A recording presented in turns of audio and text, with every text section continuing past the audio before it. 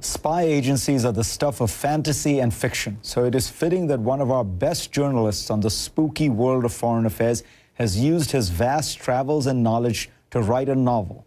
Washington Post columnist David Ignatius has followed up his book Body of Lies, which was turned into a Hollywood blockbuster, with a new offering. This one is called Blood Money. It spans the CIA's operations here and the murky world of Pakistan's powerful inter-services intelligence. The key really is figuring out where the facts end and where the fiction begins. David Ignatius joins me now. So I love this book, as I did, by the way, the other book, which was The Increment, which was about Iran's nuclear program. You really choose these topics that jump off the front pages. And when one's reading it, because I know how much you know about the CIA and how much time you spend talking to people, I have to believe lots of it is true. Well, I don't want to play games with you, my friend, or the reader. I am painting on a canvas of fiction with the colors of life. I have spent lots of time with the ISI. I've traveled with them to South Waziristan. I've met with their Director General, General Pasha. As I said in Time magazine the other week, I even have an email correspondence with ISI officers. So I do know the real life subject. And I've tried in Blood Money to tell a story that gets at the crazy relationship between the ISI and the CIA, this absolutely fascinating, often mutually destructive, two scorpions in a bottle kind of relationship that they have.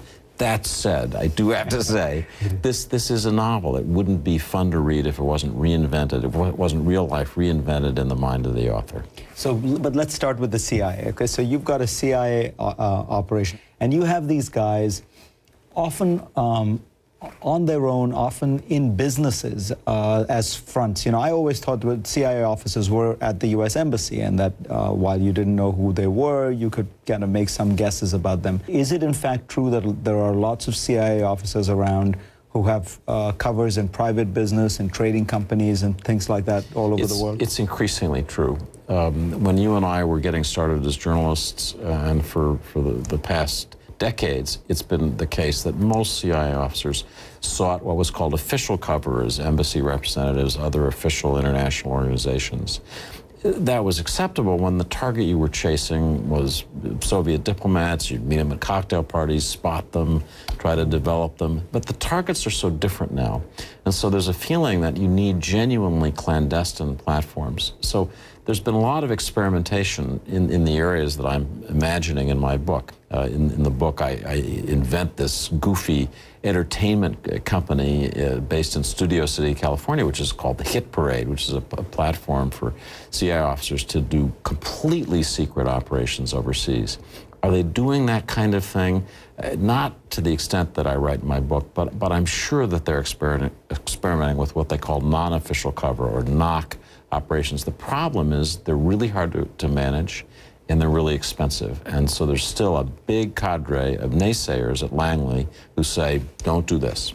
All right, now Pakistan. So you paint a picture of the Inter-Services Intelligence Directorate that, from what I can tell, is very true to life. In this particular sense, they have lots of connections with all these militant groups. They've always had them, and at some level they don't even deny that they have them. They say these are elements of Pakistani society, and yet they are quite reluctant to do anything about them, to shut them off in any way.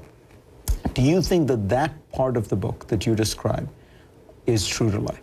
Yes. I think the tragedy of the ISI, and arguably of Pakistan as a whole, is that it's caught in a web that it's spun, with our help, it must be said, that it now can't escape from. It's a web, first, of connections with jihadi organizations. The ISI is, above all, a paramilitary organization. It doesn't do all that much collection of intelligence. Right. It's not a very good spy agency, but it's good at running covert action. The general framework of the book is that the CIA and the ISI are cooperating, but the CIA is running effectively covert ops against the ISI, and the ISI is at least allowing these jihadi groups to attack and infiltrate the CIA. And that spider's web seems very real. That is drawn from life. I mean, the truth is that these intelligence services operate against each other. That happens more in real life, not just with Pakistan. We have a complicated intelligence relationship with France. We have a complicated intelligence relationship with other allies. But there's a way in which the CIA and ISI both absolutely need each other and absolutely don't trust each other. And it's been a particularly volatile combination because they're always marching in tandem.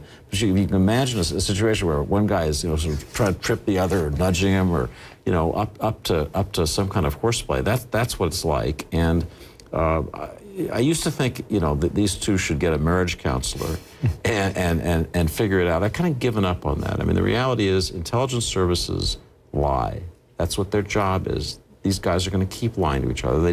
They need political control to get them going in the same direction for the national interests of both countries. And if they can do that, I'd have some hope this story will turn out acceptably. When somebody you know well, General Petraeus, is going to move over from the military to head the CIA. What will he bring to the agency? What is going on, particularly on the covert operations side? Because, in a sense, that will be the most critical part of the mission. Running covert operations in Pakistan and Afghanistan, to a lesser extent in Yemen. Well, interestingly, the Pakistanis are afraid of Petraeus. They don't like him. They feel that he has a harsher edge than General McChrystal did. So his appointment was seen as bad news in Islamabad. General Petraeus has a stronger force of will than any military officer I think I've ever encountered. We saw that in Iraq, where he really bent that story around his determination, and President Bush's. He's had less success, frankly, in Afghanistan. One thing that Petraeus is very good at, I've seen this over many years of traveling with him, is using often unlikely back channels. He's good at finding people who can get him access to people and places that are important to him as a commander. It's a skill that's quite unusual. And in truth, it's a skill that is not found widely in this administration. So I think the ability to be operational, to head out on quiet missions, to meet with heads of state, heads of other intelligence services, to get business done on that level, I think General Petraeus will be quite good at. David Ignatius, thank you so much. And it's a great book. I thoroughly enjoyed it. Thank you for reading.